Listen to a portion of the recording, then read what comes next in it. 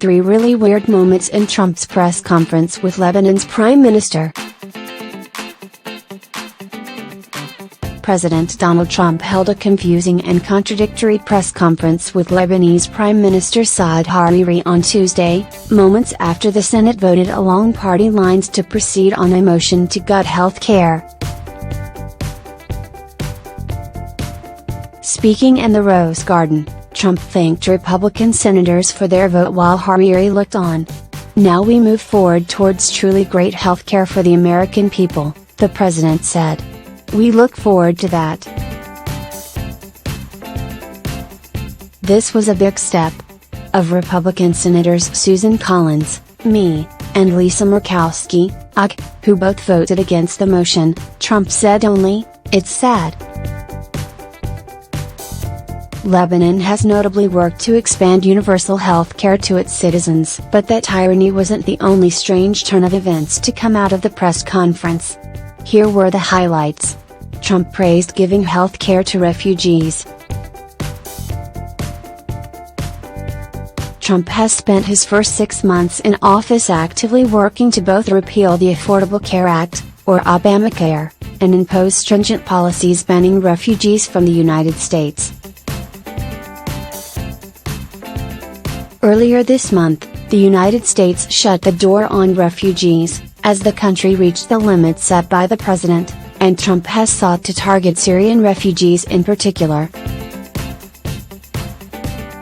Alongside Turkey and Jordan, Lebanon has disproportionately shouldered the burden of taking in refugees from Syria. Approximately 1 million Syrians are currently displaced in Lebanon, which has a population of less than 6 million. Trump acknowledged the high number, before going on to laud the country's efforts to provide for refugees in a range of ways, including providing food, water, shelter, and health care. Trump thanked Lebanon for fighting a part of its own government. In one of the stranger moments of the press conference, Trump thanked Hariri for Lebanon's efforts in fighting extremist groups, including Shia Muslim militant organization and political party Hezbollah. Hezbollah is a menace to the Lebanese state, the Lebanese people and the entire region, Trump said. The group continues to increase its military arsenal, which threatens to start yet another conflict with Israel. With the support of Iran, the organization is also fueling humanitarian catastrophe in Syria. There's only one problem: Hezbollah is in the Lebanese government. Hariri became prime minister following a 29-month political stalemate in Lebanon that only ended after Michel Aoun, an ally of Hezbollah, became president. Aoun named Hariri prime minister as part of a compromise deal of sorts, and while Hariri has an adversarial relationship with the organization, its members nonetheless have significant power within the government.